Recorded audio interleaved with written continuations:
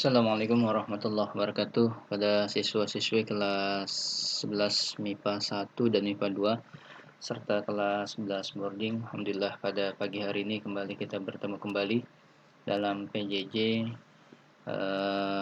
pembelajaran fisika. Sebelum kita mulai pembelajaran ini, mari sama-sama kita baca suratul Fatihah. Semoga kita semua dalam keadaan sehat walafiat, selalu dalam perlindungan Allah Subhanahu wa taala, dan juga mudah-mudahan apa yang kita pelajarin pada pagi hari ini bermanfaat buat kita semua. Al-Fatihah hadiniya walikuniyatin salih Mustafa Rasulillah sallallahu alaihi wasallam. Al-Fatihah. Bismillahirrahmanirrahim. Alhamdulillahirabbil alamin arrahmanirrahim maliki yaumiddin. Iyyaka na'budu wa iyyaka nasta'in ihdinas siratal mustaqim siratal ladzina an'amta 'alaihim ghairil maghdubi 'alaihim waladdallin. Amin. Baik, para siswa-siswa sekalian, untuk materi selanjutnya kita membahas tentang fluida statis dan fluida dinamis. Di buku kamu itu ada ya di bab 3 kita akan mencoba membahas tentang fluida. Apa itu fluida statis dan apa fluida dinamis. Oke, kita lihat.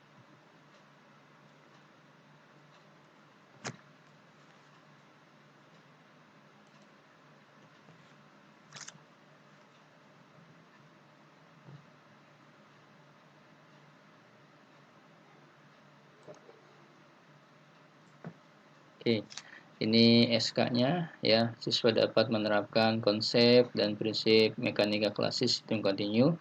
Lalu KD-nya, siswa dapat menganalisis hukum-hukum yang berhubungan dengan fluida statis, dinamik, serta penerapannya ya. Ini hanya saya menyampaikan aja. Itu terus indikatornya ini siswa dapat memformulasikan hukum dasar fluida statis, menerapkan hukum dasar fluida statis pada mas fisika sehari, menganalisis dan sebagainya. Bisa Anda baca dan juga menganalisis hukum dasar fluida dinamik pada masalah fisika sehari-hari. Oke, kita langsung ke materi. Oke. Oke, baik. Fluida statis. Mungkin Anda tahu apa itu arti fluida, gitu ya. Nah, di buku kamu tuh fluida ada. Coba kita lihat dibahas di sini ya. Apa itu fluida? Nah, di sini dalam fluida statis kita terkadang kita lihat nih. Kadang kalau kita perhatikan orang banyak mengatakan buah-buah manggis itu lebih berat daripada kapas atau besi lebih berat daripada plastik. Benar nggak? Benar ya? Kalau seandainya jelaslah. Kalau seandainya buah manggis itu ya lebih berat daripada kapas atau besi lebih berat daripada plastik, jelas sekali. Nah, sehingga kita lihat, benarkah demikian? Nah, kita lihat. Nah, kalau dilihat dari seperti hal ini, tidak seluruhnya benar. Karena semua itu tergantung ukuran dari masing-masing bendanya. Coba bayangin. Kalau seandainya manggisnya itu adalah satu buah manggis gitu. Tapi besinya ya, misalnya hanya satu buah manggis. Tapi kapasnya itu satu mobil truk misalnya, beratan mana? Kapas. Makanya jangan terkecoh dulu, terkecoh dulu. Atau besi lebih berat daripada plastik gitu. Nah, secara kontekstual ya jelas besi lebih berat daripada plastik. Tapi kalau seandainya itu besinya hanya, saya tanya sama Anda, jarum terbuat dari apa? Dari besi nggak? Besi. Kalau hanya jarum hanya satu, tapi plastiknya itu misalnya nggak usah banyak-banyak lah, yang setengah kilo ada, gitu. Satu plastik kayak gitu. Beratan mana? Beratan plastik. Nah, itu kita jangan terkecoh dulu, dilihat dari apa dulu gitu. Nah, apakah itu manggisnya itu dia satu truk, lalu kapasnya hanya 2 lembar ya jelas. Tapi kalau seandainya itu manggisnya hanya satu buah, tapi kapasnya satu truk ya jelasan beratkan kapas gitu ya. Nah, hal ini tidak seluruhnya benar karena semuanya tergantung ukuran dari bendanya masing-masing. Jadi jangan terkecoh dulu gitu ya. Nah, bagaimana bentuk bendanya masing-masing seperti itu. Oke, kita lihat. Lanjut. Oke. Nah, dalam fisika, ukuran kepadatan atau densitas benda homogen disebut massa jenis, yaitu massa per satuan volume, M per V. Secara matematis, massa jenis dituliskan sebagai berikut. Nah, ini dia. Ini adalah rho. Massa jenis namanya. Ini massa, ini volume. Massa itu berapa besarnya dia, volumenya dia. Maka dikatakan dalam fisika, ukuran kepadatan massa jenis itu benda homogen disebut massa jenis, yaitu massa per satuan volume. Ini dia. Nah, secara matematis dirumuskan rho sama dengan M per V. Ini dia. Nah, apa itu M? M itu ya massa benda. Rho itu massa jenis, yang satuan kilogram per meter kubik. Volume itu benda. Nah, volumenya tergantung nanti ya. Bentuk volumenya ini, apakah nanti dia volumenya berbentuk lingkaran atau bentuknya yang sebagainya gitu ya. Tinggal lihat volumenya ya. Nah, ini dikatakan sebagai massa jenis. Oke, kita lanjut. Nah, zat yang dapat mengalir dan memberikan sedikit hambatan terhadap perubahan bentuk dikatakan sebagai fluida.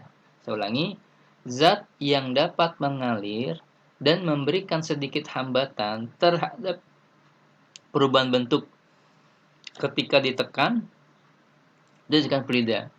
Fluida juga disebut sebagai zat alir ya, atau zat cair gitu ya. Yaitu zat cair dan gas. Zat alir itu cair dan gas gitu. Jadi fluida itu disebut sebagai zat alir atau cair dan gas. Mana aja contohnya? Nih, balon. Nah, dia isinya apa? Gas. Ini misalnya tabung berisi air atau kotak ini bersihkan dengan air. Nah, itu dikatakan sebagai fluida. Makanya fluida dikatakan sebagai zat yang dapat mengalir dan memberikan sedikit hambatan terhadap perubahan bentuk ketika ditekan. Jadi mengalami petekanan gitu. Ya. Nah, itu dikatakan fluida. Nah, fluida juga disebut sebagai zat alir atau zat cair dan gas. Oke, selanjutnya. Nah, apa itu tekanan? Kita lihat. Nah, dalam penerapan konsep tekanan dalam kehidupan sehari-hari misalnya pada pisau dan paku. Ujung paku dibuat runcing dan pisau dibuat tajam untuk mendapatkan tekanan yang lebih besar sehingga lebih mudah untuk menancap pada benda lain gitu.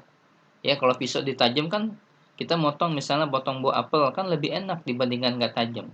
Atau memang kita ingin memaku atau ingin mematu suatu balok, kalau seandainya itu pakunya nggak tajam, susah akan masuk ke dalam balok tersebut, makanya ada seruncing. Nah, itu karena ada konsep tekanan. Nah, apa itu tekanan?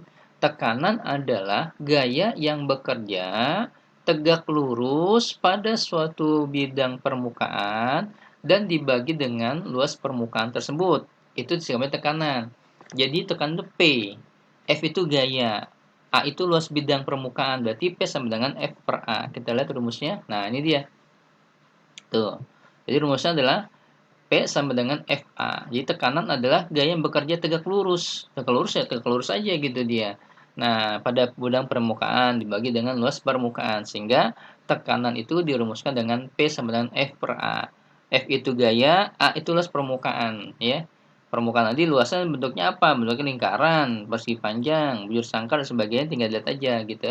Berarti kalau seandainya lingkaran, berarti rumusnya bukan P kali panjang kali lebar. Nah, rumus luas lingkaran apa? VR kuadrat misalnya, gitu ya. Nah, itu dia. Itu sekarang dikata sebagai tekanan. Oke, selanjutnya.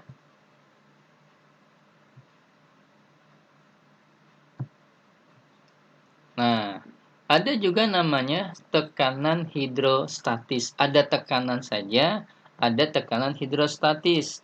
Kalau tekanan itu P sama dengan F karena gaya dan pengaruh dari luas bidang. Nah, kita lihat nih dari ini. Nah, coba Anda perhatikan. Ini ada gelas di atas tangan, tidak berisi air. Lalu ada lagi yang satu yang nomor 2 ini, gitu. Nah, ini dia gelas tapi berisi air sedikit, 3/4-nya. Ya. Nah, kalau yang ini berisi air tapi setengahnya.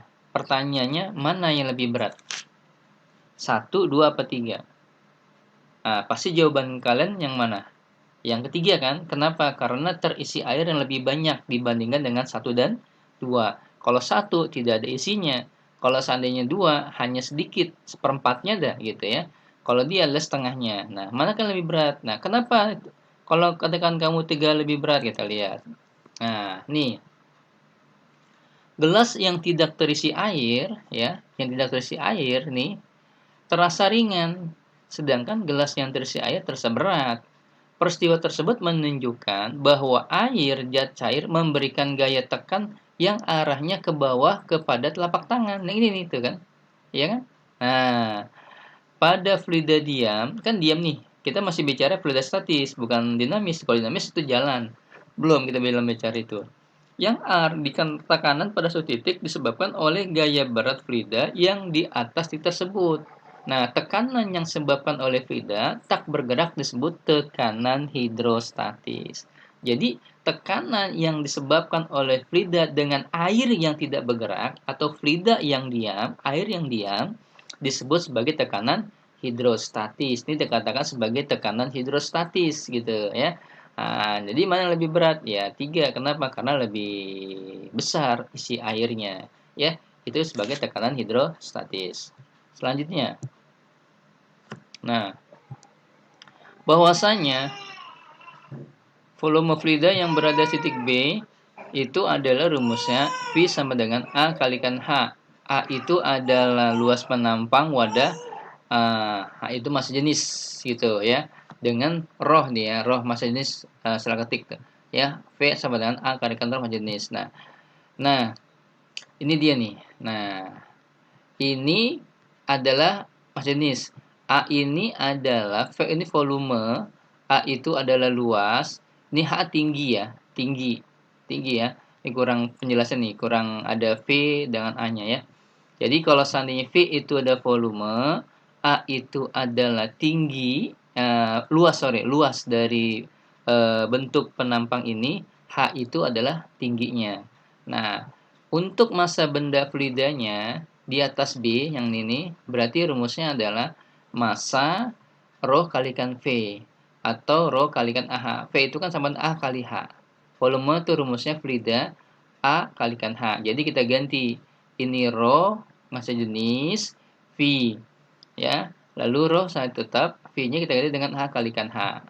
Nah, sedangkan untuk gaya beratnya yang diberikan pada fluida gitu, apa? F sama M kalikan G. Nah, F kalikan G. Itu kan kalau gaya rumus M kalikan G dengan rho AH G. Ini kan kalau seandainya M-nya kan rumusnya ini kan. Nah, rumus dari massa fluida kan tadi di atas ini rho kalikan A kalikan H. Sehingga ganti M-nya ini dengan rho AH. Nah, apabila besar tekanan fluida di titik B, nah mana nih titik B? Nah, titik B ini dia nih. Berarti P sama dengan F per A gitu. Nah, ini sehingga untuk tekanan yang di dalam bentuk cair ini berarti rho GH. Rho GH itu rohnya itu adalah massa jenis, ini massa jenis benda. Lalu untuk G-nya itu adalah percepatan gravitasi, H itu kedalaman. Jadi rumus tekanan pada yang di tengah titik B ini gitu, itu adalah rho GH. Kalau dia ada ketinggian dan ada masnya cair. Tapi kalau tekanan yang hanya bentuknya ada gaya dan luas, berarti rumus P F kalikan A. Tapi kalau untuk tekanan dalam zat cair itu rumusnya rho GH, itu perbedaannya ya, rho GH gitu ya. Oke. Ini kalau seandainya dijabarin ini P sama dengan F masukkan ke sini gitu. F masukkan sini. Berarti kan A-nya coret. Rumus F itu kan R rho A kalikan G. Ini coret aja tinggal rho GH. Itu dapat rumus tekanan. Gitu. Oke. Terus selanjutnya, oke. Nah, untuk itu sebentar, karena waktunya 15 menit, ini saya sampai sini dulu. Nanti saya lanjut lagi untuk yang masalah yang seperti ini. Oke, terima kasih. Assalamualaikum warahmatullahi wabarakatuh.